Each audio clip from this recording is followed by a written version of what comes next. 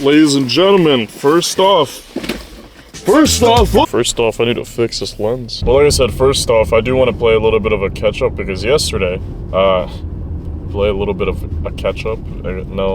let's try it again. I want to do a little bit of a recap from yesterday because I didn't record anything yesterday. I did, actually, sorry. I did record something yesterday, but not too much. But I'm not uploading anything from yesterday mainly because of my fault. But it was one of those days where it was a lazy day. I was trying to make something out of it. I was trying to make like a little story out of it, but I just couldn't. Well, one, because obviously I got lazy, but two, there was just nothing. I was recording, it was supposed to be like a reset day type of video, but nothing happened. Tying into the whole recap stuff, if you've been paying attention to the background here while I've been driving, you can see that there's snow. Yes, it snowed yesterday. I was mentioning yesterday how from Winnipeg it was like 9 degrees. When we got home it was like 45 degrees, and then overnight it rained and then it snowed. But the whole thing for today is that I'm not sure if I want to mention it yet. All I know is that this week is going to be really busy. This morning, I, woke up a little later than what I wanted, but everything should still be on track for getting stuff done.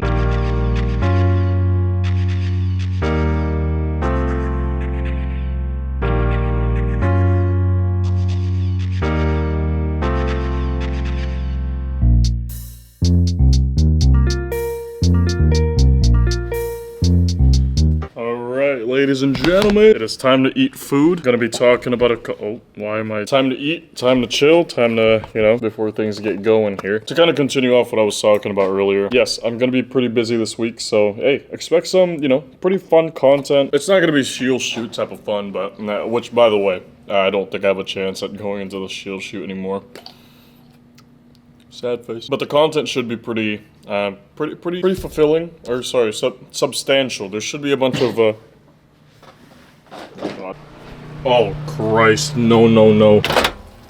Oh my God, it's spilled everywhere. Oh God, of course. Gonna have to clean this up here. Oh God.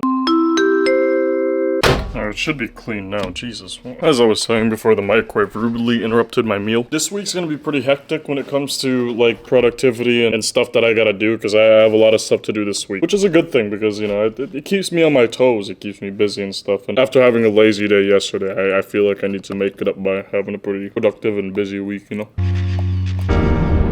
Heading home now, it definitely feels weird not having Daisy back here. If you guys saw the video from a few days ago, I talked a little bit about how Daisy got picked up by her mom. I'm not gonna restate everything, but just watch the video if you want some more context. But usually she'd be back here. She'd be like looking right here.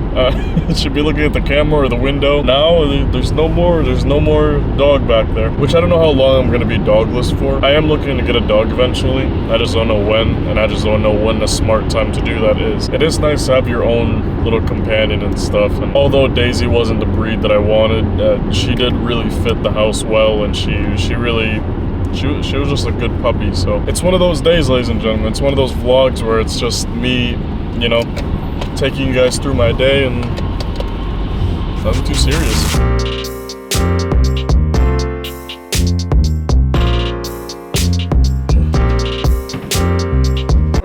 Ladies and gentlemen, I forgot to mention, you just saw a couple of the shots that I did in the break room, and that, fun fact, actually was recorded using the GoPro HERO13 right here, ladies and gentlemen. Needless to say, I'm not a tech reviewer. I'm not one of those tech experts or anything, so I'm not the most qualified to talk about this and give you guys a review. But regardless, I'm still going to give you guys my opinions on it and what I think about it compared to the DJI Action 3. There you go. This is purely based off of my type of use. So because of that, I'm not going to be using the 4K setting or the 5.3K setting. This is strictly going to be on 1080p 60, which it's even a stretch because I don't really have anything to use the 1080p 60 for, because this video was exported in 1080p 30. I mean, without a doubt, this GoPro packs a really good punch. I'm just going to zoom it in the mirror here. It's got a great picture. One thing I did notice though when it comes to doing research on this and comparing this to like the Go Action or whatever, and comparing it to the DJI, of course, one thing that I realized with this is that it's really bad. Like when I say really bad, it's really bad when it comes to low lighting. I mean, you can kind of see it now anyway. It looks genuinely like night and day. I'm like dark on this side of my body, and like on this side I'm like bright. But obviously don't take this as like a bash on GoPro. Like obviously GoPros are GoPros, man. They're really good. I guess for reference, this is a comparison between the Sony ZV-E10 with the Tamron 11-20 lens, and then compare that to the GoPro here. So this is the side-by-side comparison. Not exactly the same focal length. There we go. Should be about the same focal length now. You can see the difference. It's not the most fair comparison, but it does give you a visual idea of, you know, the difference. The GoPro's $399, and then this whole setup that I got right here is about $1,500 or something like that. So for those of you that aren't absolute, you know, camera nerds, the GoPro works just fine. But hey man, the biggest thing about these two is that if you dunk either one of these cameras into water, one of them would survive and one of them would not. One thing about this is that the buttons, they're a lot easier to press, which it's still hard. Like you still kind of have to put a lot of pressure on it, but compare this to the Action 3. This requires less pressure. The reason why that's kind of a L is that when you're deep underwater and stuff, like especially how many meters you are underwater, there's more chances of this being pressed. Take that how you will, like I said, but to me, it doesn't really matter to me too much. I'm not a scuba diver, believe it or not, so...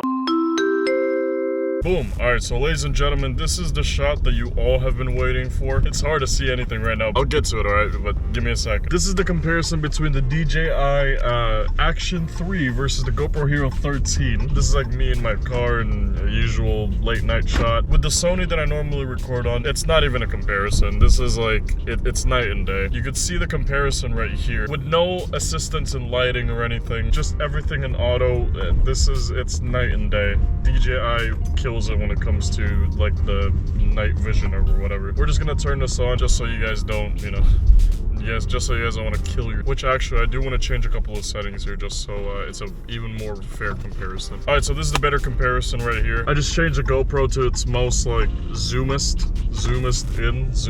And for the DJI, I believe we're on like the most zoomed in setting as well. Everything pretty much on auto here. You can kind of see the pros and cons of either one of them. When it comes to color correction and like, you know, the color grading and all that kind of stuff, I think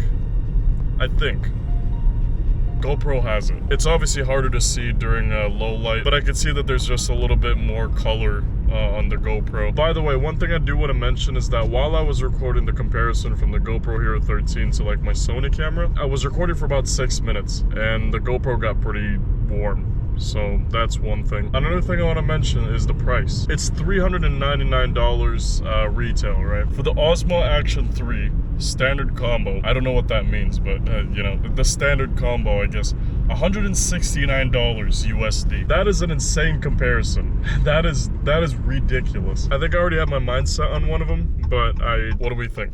Like I said, it's what you guys are seeing right now. Alright, now we're finally back on this big guy here. You see how I don't... See, this is with the light, by the way. See, this is with the light. Obviously, it looks much better. And like I said, it's not really that fair to compare this versus a little action camera because, you know, this is a lot more dynamic, a lot more things you could do with it. Regardless of whether or not it could survive water. I don't think it's a reoccurring thing to dunk Sony cameras into the water, but color me impressed, ladies and gentlemen. These two things right here, these two, ooh, this is hot. This right here, nothing. I'm not gonna tell you what I prefer, but I think you already know what I prefer. So, either way, yeah.